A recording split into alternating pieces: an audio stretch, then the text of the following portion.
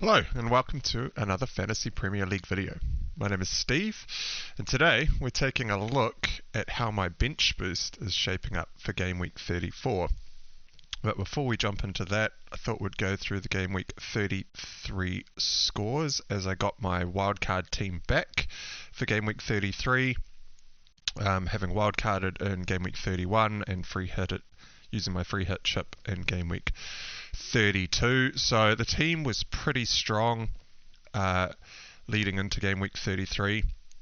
And on last week's video, I mentioned that I was looking at going with a differential captain of Salah instead of Haaland, which I did follow through with, unfortunately, because Salah absolutely blanked, wasn't even really too involved in the game against West Ham at all, and Haaland managed to come away with a 95th minute goal to go along with his 2 assists and score 14 points, but all is not lost.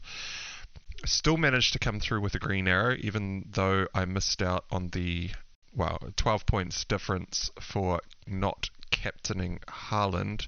So like I said in last week's video, I was quite happy to take the risk because the rest of my team was looking pretty strong, and so I was a bit more comfortable taking the risk. Haaland up against first place in the table, top of the table clash. I thought it'd be a bit of a nervy affair. Turns out it was a nervy affair for Arsenal. They were the team making most of the mistakes in the middle of the park and allowed Haaland to come away with some massive points, which was unfortunate, but the rest of the team pulled through. So my transfer last week was to sell Martinelli for Rashford. So when I wildcarded in game week 31, Rashford was injured. I bought in Martinelli for his returns in game week 31. I kept him on my free hit in game week 32 and then bought Rashford back today. Martinelli ended up on 1 point. Rashford came away with a goal, assist and 12 points to show for it. So we're pretty happy about that transfer.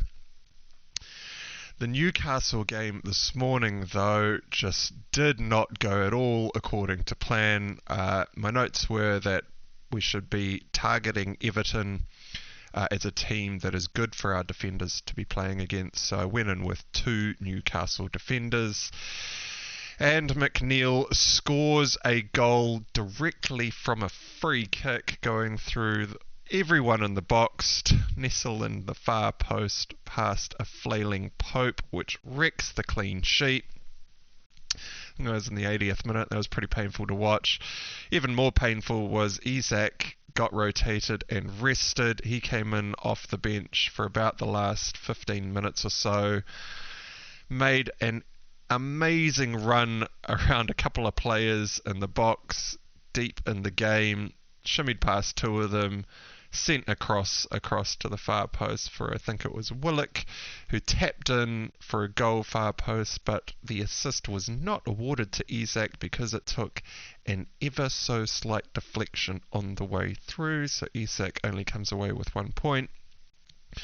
Thankfully though, Harry Kane, I sound like a bit of a broken record here, but consistent Kane, he's come away with 2 assists and all 3 bonus in the 2-2 draw against Manchester United today to earn him 11 points.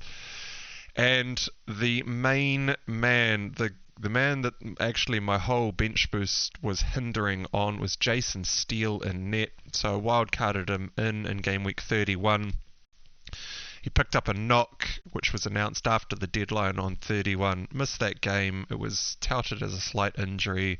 He then missed the FA Cup semi-final against Manchester United, and Sanchez played an amazing game in that game. So I was super nervous about whether or not Steele was going to start in this fixture, and if he wasn't, it was putting my bench boost at risk.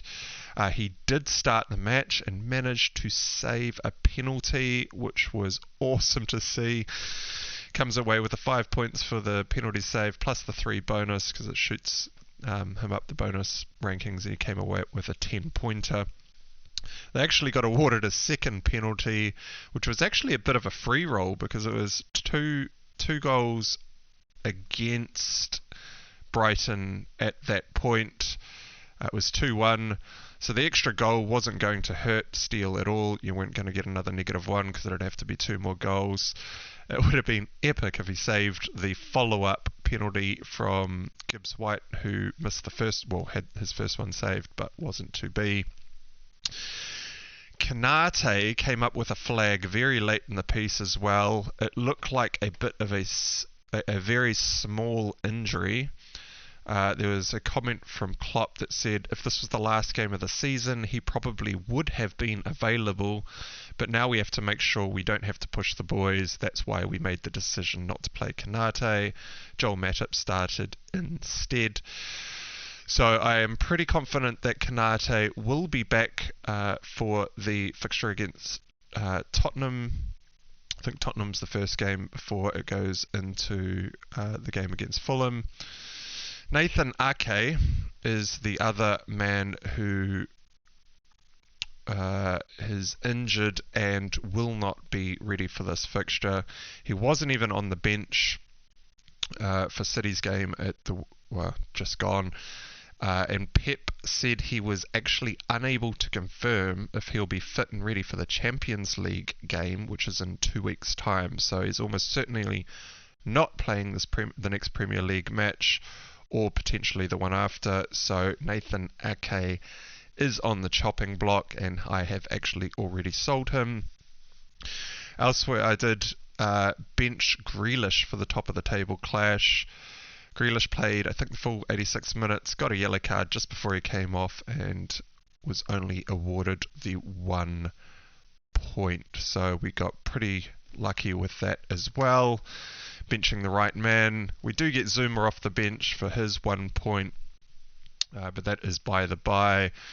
We ended up on 63 total. The game still hasn't updated yet. It is another green arrow, so I've only managed 3 red arrows since game week 15.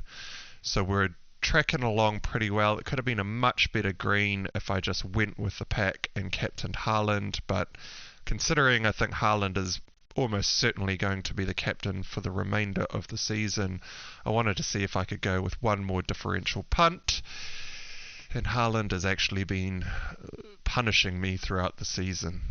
I started the season without him. That's why I took such a tumble at the start of the year, and I've been clawing my way back ever since. So on to the bench boost. So I've already made my transfer. It was Ake out to Luke Shaw. Nathan Ake had actually fallen in price. He went from 5.1 to 5.0. I don't know if he's going to fall again. The price changes have been absolutely ruthless this week. They have been all over the show. So I've already made the move to get rid of Ake, considering he's almost certainly out. Luke Shaw played the full 90 in the match against Tottenham today at centre-back next to Lindelof. I'm happy for that, to bring Shaw in, considering he's pretty nailed and I will not have to worry about him. The games are not ideal for a Manchester United clean sheet. Aston Villa at home and Brighton away, but there weren't too many other options. The only other replacement that I was looking at was John Stones. I am priced out of John Stones because I have only got, after the transfer, 0.1 million in the bank. I couldn't go with Stones, but I also didn't really want to go with Stones. I've already got Haaland and Grealish in my team, and having watched the Man City fixture, it looks like Kevin De Bruyne was playing a bit of a shadow striker role. He was in on goal a few times, came away with 2 goals in that game, I think it was. It came away with a bit of a haul, and although I will not be purchasing Kevin De Bruyne this week, Man City have leads in game week 35 when Liverpool play Brentford at home. Now the Brentford game is not actually a terrible game for Liverpool, but Leeds are down on my list as a team to target for attackers. And my notes from the Man City game around Kevin De Bruyne was he looks to be playing the shadow striker in off Haaland. To be honest, Arsenal were just torn to pieces by the long ball in that game against City.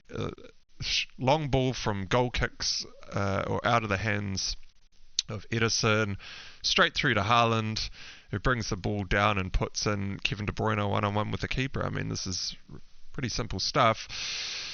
Amazing to see that Arsenal weren't picking that up, but with Kevin De Bruyne looking like he's playing the shadow striker in behind Haaland, he looks like a great buy for that Leeds fixture. I do not suspect that Kevin De Bruyne will be playing shadow striker in all the games.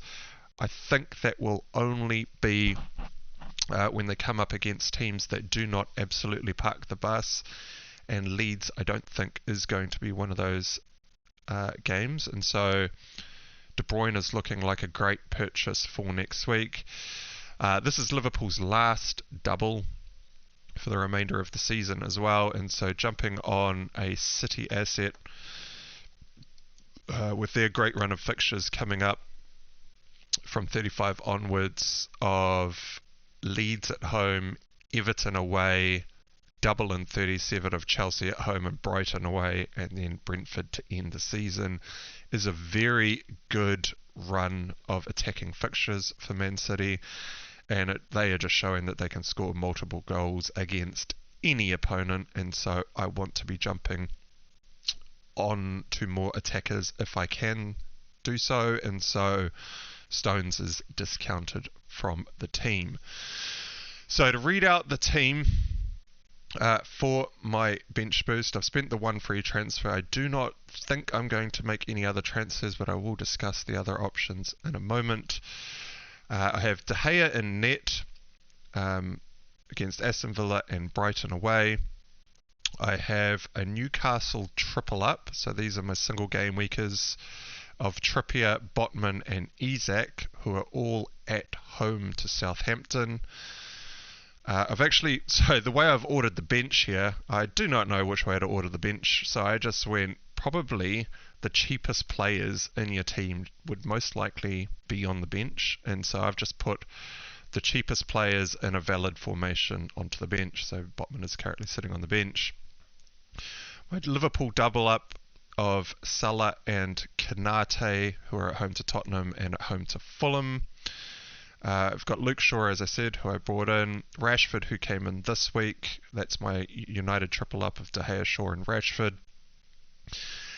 I have McAllister, March and Steele as my Brighton triple up, with McAllister on the pitch and March sitting on the bench for their games. It's a double home fixture of Wolves at home and Manchester United at home. My City double up of Haaland and Grealish for their double of Fulham away and West Ham at home. Haaland will be captain for the double game week. Kane up front as another single game weeker away to Liverpool. There is a possibility I may look at a 1 week punt of Harry Kane, but I do not think I will be following through with this. I'll discuss that in a second. And then finally, Kurt Zouma, who I bought in on the wildcard to sit on the bench just for this bench boost as the only cheap defender who has somewhat of a shot at a clean sheet in that Crystal Palace away fixture. His double is Crystal Palace away and Man City away, so obviously that second game is not ideal, but we did have to fill up the bench, and that is how it looks. So the bench will be Steele with a double, March with a double, Botman with a single, and Zuma with a double. 3 on-field players with singles of Trippier, Isak, and Harry Kane. So this will be the bench boost for Game Week 34. It is the last chip that I have. We're hoping for a really good score here because we've gone through a bit of pain of recent, and it'd be great to storm a bit of a march on the competition. And so to discuss what my thoughts were a couple of game weeks ago when I went through the wildcard team, I did put forward the fact that I may look at selling Harry Kane for a 1-week punt to buy Harry Kane back in the following game week, just to dodge this Liverpool fixture, but I do not think I'm going to follow through with this. As I mentioned, Kane has been uber consistent. 11 points against Manchester United, 6 points against Newcastle, he blanked against Bournemouth, 9 points against Brighton, 7 points against Everton, 6 points against Southampton, 13 points against Forest, and then a blank against Wolves. So 2 blanks since game week 26. Before then he was still firing with 6 and 5 against Chelsea and West Ham. So I do not think I can sell Harry Kane, and the only man I was looking to bring in was Diogo Jota. Now, the Liverpool front line does look like it has settled. Klopp has started Salah, Gakpo and Jota as the front three for the last 4 Premier League games in a row. So it looks like a very settled front line. However, Núñez I don't think will sit on the bench forever, and Diaz is back. He came in off the bench in the West Ham game for the last 30 minutes of the fixture. So typically when players are coming back from injury, you usually see a 10 to 15 minute appearance in the first game. They then get a 30-minute appearance where they come in off the bench, and then typically they start the following match. Whether or not Klopp is going to change his front line in order to get Diaz back into the fray, I am not so certain. But Diaz is tracking to have his start. He may come on as a start and maybe just play the first 45 minutes. He may not get a start at all. Potentially this Tottenham game just sees him coming off the bench again. I'm not sure. But with that, for a hit, for the extra fixture for Jota, who is not fully assured of starts, just to buy Harry Kane back in the following game week for potentially another hit, because I do want to be selling Salah to move on to Kevin De Bruyne for that Leeds fixture. It's 2 hits in 2 game weeks. It just doesn't make sense. I think I just stick with Harry Kane. He can do the bits against Liverpool. Liverpool's defense hasn't been amazing. They are still shipping goals, and Harry Kane is the man that could be putting them past him. So I do not think I'm going to be following through with the Harry Kane transfer. I don't think I'm going to be selling any of my Newcastle lads either, even though they're all on single game weeks. They do have a double game week coming up in game week 36. Isak has had his rest with Wilson. I think Wilson even played the full 90 with Isak coming on for the last 15 minutes or so with Wilson still on the pitch. And so I imagine Isak is probably going to start this fixture. It does make me a little bit worried about the double in game week 36. If Isak does miss a game, I would hope that it's the second game that he misses against Brighton at home, as Leeds away is a fixture that I am wanting to target for my attackers, as I've already mentioned. But with that Arsenal fixture in 35, we may see that I think Alexander Isak is still first choice at Newcastle. And so potentially he was just getting a bit of a rest. I'm not entirely sure why he was rested. I mean, the fixture congestion wasn't too bad for Isak. He's got the game on the 1st of May. Sorry, that's New Zealand time. So that'll be the 30th of April. And then he's got a full week break until that Arsenal fixture. So I'm relatively confident that Isak will start this fixture against Southampton. I assume he probably starts that fixture again for Arsenal at home. But then the double is potentially a little bit up in the air. He's got more than enough break. There's 5 days rest between the Arsenal and Leeds fixture, and then another 6 days between Leeds and Brighton. And so we would hope that he just continues, well, he's had his break and that he continues to start, but we're not entirely sure what is going on there. There's not a hell of a lot of other places I would go in the Newcastle team either. I mean, Wilson would probably be one of the other candidates to look at, but he is the man that has been starting on the bench for Isak.